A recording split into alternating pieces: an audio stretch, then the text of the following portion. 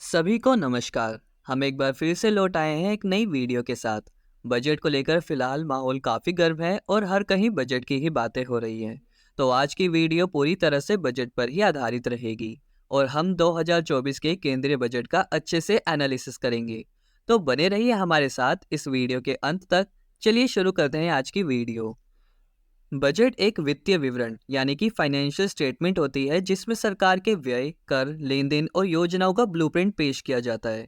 हालांकि हमारे संविधान में बजट शब्द का उल्लेख नहीं किया गया है, लेकिन अनुच्छेद 112 के अनुसार यह सरकार के लिए आवश्यक है कि वह अपना वार्षिक वित्तीय विवरण संसद के समक्ष पेश करें। इसे ही हम आम बोलचाल की भाषा में बजट कहते हैं। साल 2024 का केंद्रीय बजट 1 फरवरी 2024 को वित्त मंत्री निर्मला सीतारमण ने पेश किया था। यह बजट मोदी सरकार के दूसरे कार्यकाल का आखिरी बजट था। यह एक अंतरिम बजट था क्योंकि इस साल लोकसभा चुनाव होने हैं। पूरा बजट जुलाई 2024 में नई सरकार बनने के बाद ही पेश किया जाएगा। मौजूदा सरकार के कार्यकाल में प्राप्त उपलब्धियां कुछ इस प्रकार है। सबसे पहले बात करते हैं गरीब कल्याण की, जिसके अंतर्गत डीबीटी यानी कि डायरेक्ट बेनिफिट ट्रांसफर के जरिए लगभग 2.7 लाख रुपए की बचत की गई है। 25 करोड़ लोग बहुआयामी गरीबी यानी कि मल्टी डायमेंशनल पॉवर्टी से बाहर किया गया है। पीएम स्वनिधि योजना के तहत 78 लाख रेहड़ी पटरी वालों को ऋण प्रदान किया गया है। युवाओं के सशक्तिकरण के अंतर्गत 1.4 करोड़ युवाओं को कौशल भारत मिशन के तहत प्रशिक्षित किया गया। युवाओं की उद्यमी बनने की आकांक्षाओं को बढ़ावा देते हुए पीएम मुद्रा योजना के तहत 43 करोड़ ऋण स्वीकृत किया गया और पीएम श्री बजट में बढ़ोतरी की गई। शिक्षा के क्षेत्र में आईआईटी की संख्या में बढ़ोतरी हुई। आईआईटीज की संख्या जो कि 2014 में 16 थी, 2023 में बढ़कर 23 हो गई है। एम्स की संख्या भी 2014 में 7 थी, जो कि 2023 में बढ़कर 23 हो गई है। विश्वविद्यालयों में भी बढ़ोतरी हुई है, जो कि 2014 में 723 थी और 2023 में बढ़कर 1113 हो गई है। किसान कल्याण के अंतर्गत पीएम किसान योजना के तहत 11.8 करोड़ किसानों को प्रत्यक्ष वित्तीय सहायता यानी कि डीबीटी दी गई। प्रधानमंत्री फसल बीमा योजना के तहत 4 करोड़ किसानों के फसल का बीमा किया गया है। 3 लाख रुपए के व्यापारिक वॉल्यूम का समर्थन करने वाले ई नाम के तहत 1361 मंडियों का समेकन किया गया है। नारी शक्ति के अंतर्गत मुद्रा योजना के तहत महिला उद्यमियों को 30 करोड़ ऋण वितरित किया गया है। उच्चतर शिक्षा के पिछले 10 सालों में महिलाओं के नामांकन में 28% की वृद्धि हुई। स्टेम यानी कि science, technology, engineering, mathematics and medicine में महिलाओं का नामांकन 43% तक बढ़ा है। अब बात करते हैं भारतीय अर्थव्यवस्था की वर्तमान स्थिति के बारे में। CAD CAD current account deficit अर्थात आयात निर्यात के मध्य अंतर को कैड कहा जाता है, जो कि पिछले कुछ सालों में लगातार कम हो रहा है, लेकिन 2023 का साल इसमें अपवाद है। बेरोजगारी की दर में लगातार गिरावट हुई है।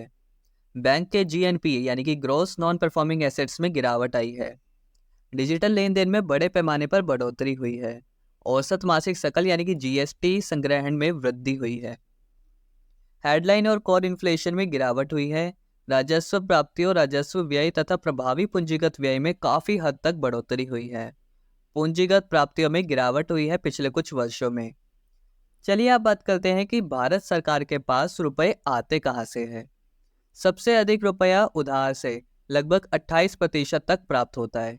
आयकर से 19%, GST एवं अन्य करों से 18%, कॉरपोरेट टैक्स से 17%, सेंट्रल कस्टम टैक्स यानी कि केंद्रीय उत्पाद शुल्क से 5%, कर भिन्न प्राप्तियों से 7%, पूंजीगत प्राप्तियों से 1% और सीमा शुल्क से 4% तक प्राप्त होता है।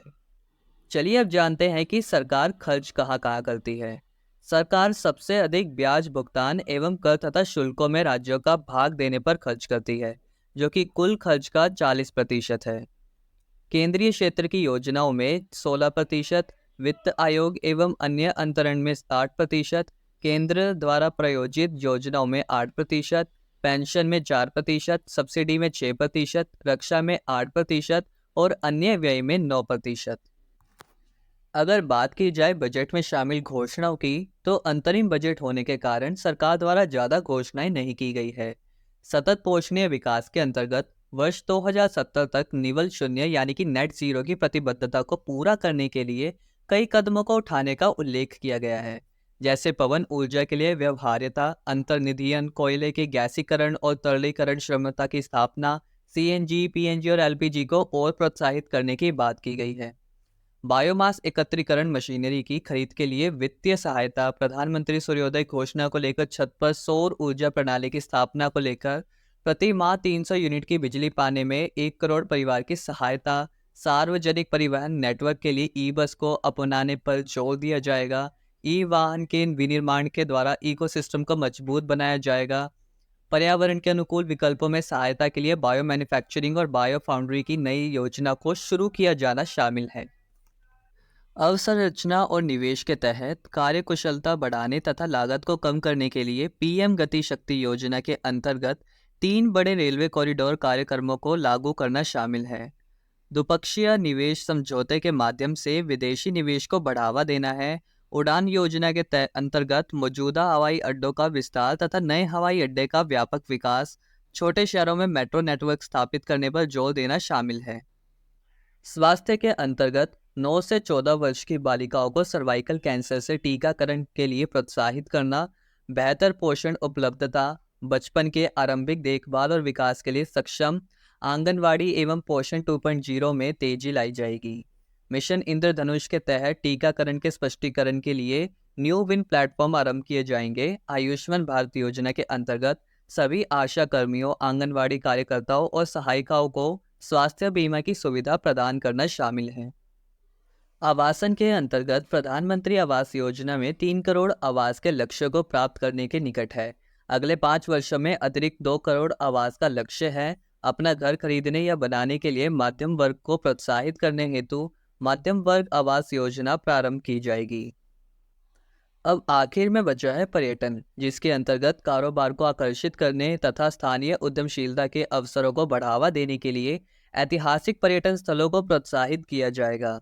विकास को बढ़ावा देने के लिए राज्यों को दीर्घकालिक ब्याज मुक्त ऋण उपलब्ध कराए जाएंगे।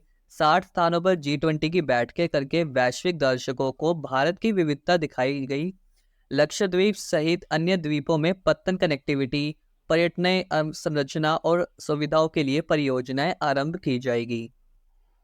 अब बढ़ते हैं वीडियो के अंत की तरफ। आज हमने बजट 2024 के बारे में ओवरऑल बहुत कुछ जाना। अगर आपको ये वीडियो पसंद आई हो तो अपने फ्रेंड्स एंड रिलेटिव्स के साथ ज़्यादा से ज़्यादा शेयर कीजिए।